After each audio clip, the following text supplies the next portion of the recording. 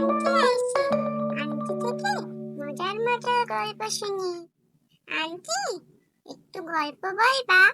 অনেক দিন গল্প শুনি নাই। গ্রামে ওয়াইফাই আসাতে এখন কেউ আর খেলাও করে না। নানুরা গল্প শোনায় না, শুধু মোবাইল নিয়ে পড়ে থাকে। ঠিক আছে, অনেক দিন আগের কথা। এক গ্রামে এক হাঁস আর একটা মুরগি ছিল। তারা দুজনেই মন ভরেছিল। আর ভাল লাগে না, এখন আর কিছু মনেই থাকে না। দিনটাতে কই পারলাম।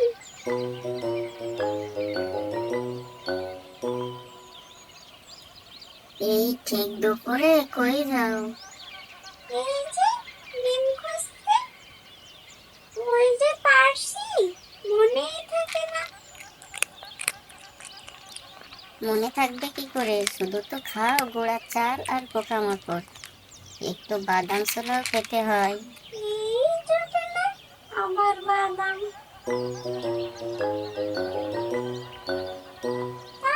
তুমি কই যাও?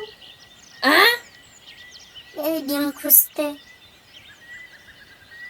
মানে তোমারও তো একই হাল।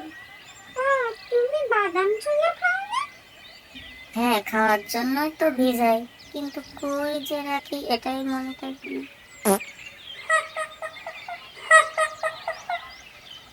চলো দ্রুত খুঁজি, যে গরম পড়তেছে ডিম আবার সিদ্ধ হয়ে যাবে। চলো।